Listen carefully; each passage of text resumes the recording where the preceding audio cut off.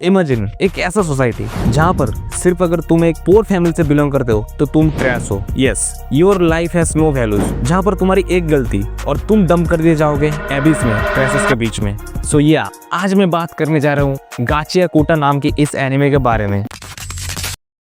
तो chat GPT में बहुत हाथ पैर मारने के बाद मुझे ये पता चला कि गाचियाकुटा ये वर्ड बना है दो जापानीज वर्ड को मिला के। पहला है गाची, दूसरा है अकुटा। गाची इस वर्ड का मतलब है सीरियस और अकुटा इस वर्ड का मतलब है ट्रैशेस, यानी कि दोनों को मिलाए तो सीरियस ट्रैशेस।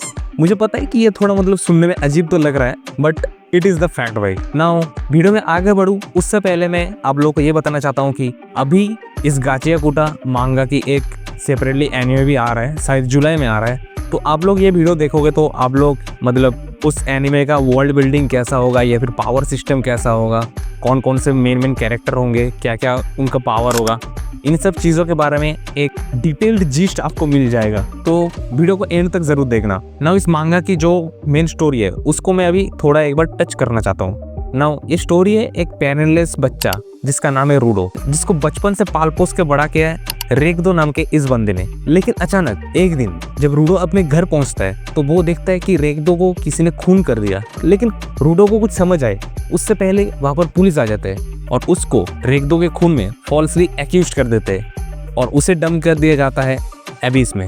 नाउ उसे एबिस में क्यों डंप किया गया ये बात भी आप लोगों को आगे पता चलेगा। नाउ गाचियाकुटा का जो वर्ल्ड है ये बटा है दो हिस्सों में, एक है अपटाउन और दूसरा है एबिस। दोनों ही एक दूसरे के बिल्कुल ही ऑपोजिट है।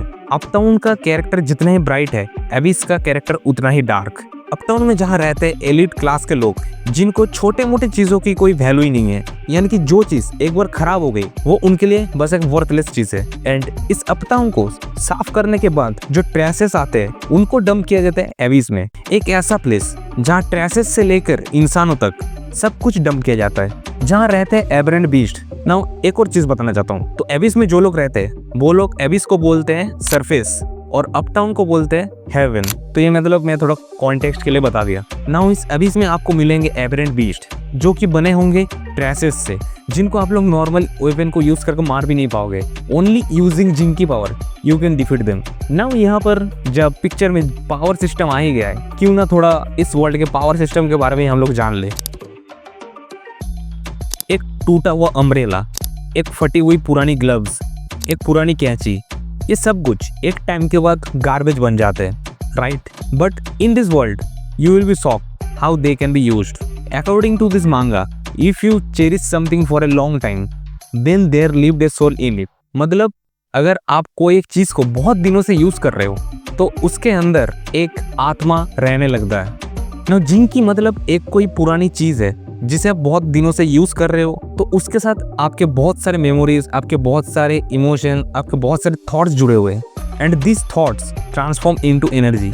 यस, एक कोई नया कॉन्सेप्ट यहाँ पर आप लोगों के सामने रखा जाएगा जिसे आप लोगों को देखने में मजा आएगा। फॉर एग्जाम्पल, रूडो का जो जिंकी पावर है वो आता है उसके ग्लव्स से, क्योंकि जब वो छोटा था तब उसको ये ग्लव्स दिया था रेगदो ने, जो कि वो अभी तक पहना हुआ है। एंड ऐसे बहुत सारे एग्जाम्पल है। नाउ यहाँ पर जिसके थॉट्स अपने उस ऑब्जेक्ट से ज्यादा जुड़े हुए हैं तो उसका जिंकी पावर और भी ज्यादा स्ट्रॉन्गर होगा।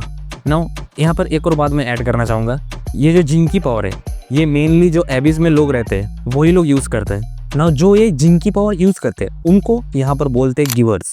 सो let's talk about some powerful jinkis. तो पहले ही मैं बात करना चाहूंगा जो मेन कैरेक्टर है यानी कि रूडो के जिंकी के बारे में। ऑब्वियसली क्योंकि ये मेन कैरेक्टर है तो इसका पावर भी थोड़ा अलग टाइप का होगा। तो रूडो का जो जिंकी पावर है वो आता है उसके ग्लव से। वो जब भी अपने ग्लव से किसी एक चीज को छूता है उसको वो अपनी जिंकी के हिसाब से यूज कर सकता है। जी हाँ, नॉर्मली कोई भी गिवर का जो जिंकी होता है वो एक ही स्पेसिफिक चीज होता है, जैसे कि इंजन का अम्ब्रेला। लेकिन रूडो के केस में ये थोड़ा अलग है। जैसे कि फॉर एग्जांपल वो एक फाइट में सिंपल चेन को अपने ग्लव से छूकर एक कांटे वाले चेन में बदल दिया था। एक और बार वो एक लॉकेट को भी अपने जिंकी की तरह यूज किया था। Now let's talk about engine jinki. Engine यानी कि ये बंदा, इसका जिंकी है ये अम्ब्रेला। यस, ये नॉर्मल से दिखने वाला अम्ब्रेला, इसको जब ये ट्रांसफॉर्म करता है तो इसके ऊपर लग जाता है 8 ब्लेड्स और इस वेपन को जब यूज करता है तो एक बहुत ही लीथल फ्लो देता है जो ओपोनेंट होता है इस वेपन का यूज जो मांगा का फर्स्ट चैप्टर है हम लोग वहीं पर देखे थे।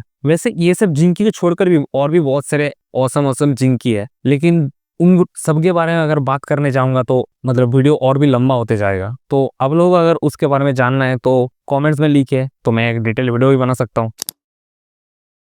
ना स्टोरी के बारे में बात करूँ तो जैसे कि मैं आप लोगों को पहले भी बताया, ये स्टोरी है एक पेरेंटलेस बच्चे की जिसका नाम है रूडो। ये पेरेंटलेस इसीलिए है क्योंकि इसका जो पापा था वो पास्ट में किसी का खून किया था, तो इस क्राइम के लिए उसको एविस में डंप कर दिया गया था। जी हाँ, इस वर्ल्ड में एक रूल है कि अगर आप कोई क्राइम करोगे तो आपको एबिस में डंप कर दिया जाएगा। तो इसी कारण बचपन से ही रूडो को पाल पोस के बड़ा किया रेगदो ने। नाउ एज रूडो रहता है स्लम्स में, उसके पास ज्यादा रिसोर्सेज भी नहीं थे, तो इसीलिए वो जाता था अपटाउन के गार्बेज के ढेर में ताकि वो वहां से कुछ वैल्यूएबल चीजें चुरा के ले आ सके, जिसे वो यहीं पर स्लम्स में बेचकर कुछ पैसा कमाता था। नाउ इन्हीं सब चीजों के बीच में एक दिन वो घर आते टाइम मिलता है एक अननोन मिस्टीरियस बंदे से, एंड कुछ देर बाद जब वो घर पहुंचता है तब वो देखता है कि रेगदो को किसने खून कर दिया। एंड यस, ऑब्वियसली यही वो टाइम था जब पुलिस आए थे, जो मैं पहले भी बोला था, और रूडो को रेगदो के खून के झूठे मूठे मामले में पकड़ के लेके गए थे। और एज सब लोगों को लग रहा था कि वो एक क्राइम किया है तो उसे डंप कर दिया जाता है एबिस में। नाउ इस डंपिंग के टाइम पे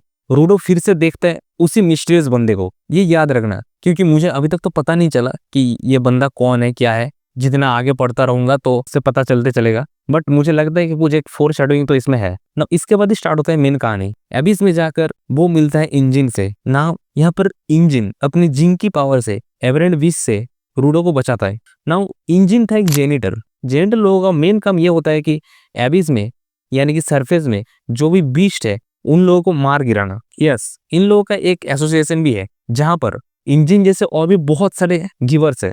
तो इंजिन रूडो को अपने साथ उसी एसोसिएशन में ले जाता है जहां पर रूडो और भी पावरफुल बनते जाता है, बहुत सारे मिशंस भी वो एकम्प्लिश करता है। इसी तरह कैसे रूडो और भी पावरफुल बन के हेवन में जाएगा, यानी वो जहां पर रहता था वहां पर कैसे जाएगा, उसी सब का स्टोरी आगे आगे आते रहेंगे ना। वीडियो यही तक था। अगर आप लोगों को गाचिया कुटा मांगा या फिर एनिमे के बारे में और भी कुछ जानना है तो कमेंट्स में बताओ किस स्पेसिफिक चीज के बारे में आप लोगों को जानना है, तो उस चीज के बारे में जरूर वीडियो बनाऊंगा। अगर वीडियो अच्छा लगे तो वीडियो को लाइक शेयर और सब्सक्राइब करो। तो मिलते हैं नेक्स्ट वीडियो में।